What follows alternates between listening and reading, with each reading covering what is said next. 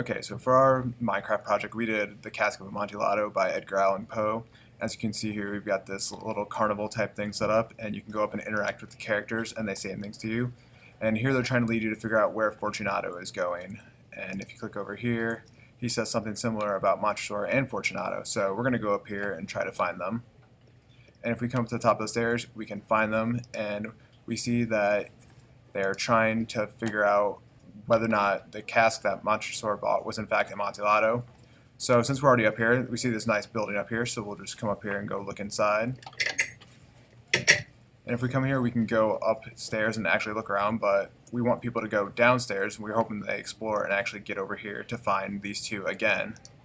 And again, they talk to you, and they're talking about how Montresor is afraid that it is damp down there and it'll make people sick, and Fortunato's like, okay, let's go down there. He doesn't really care. He's drunk at this point, and he just wants to go down there and figure out if this really is the rare cask of wine that he's been led to believe that it is. So we go down here, we can see in the catacombs it's all dark and spooky down here, and if we go down here we see our characters again, and we click on it, and they're talking about how it's a little bit further down there, and it's like all dark and gloomy down here. And Fortunato is wondering how much further it is. So we're going to lead us further down in here. As you can see, we've got all these skulls and spider webs and all that good stuff to add to the spooky effects. If we come down here, find our characters again. And they talk about how Fortunato has had a cough, and he's obviously sick, and this damp conditions is obviously not helping it. So we're going to go a little bit further down here.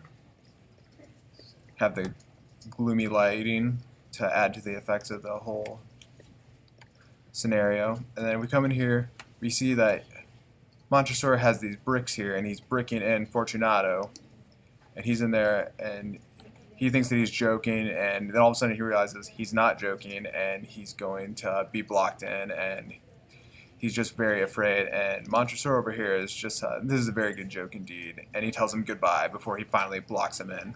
And that's basically the walkthrough of the story. So the goal with this is to get students just immersed in the story. You can see we added all these details to kind of give them the vibe of the spooky thing, because it is kind of a dark story.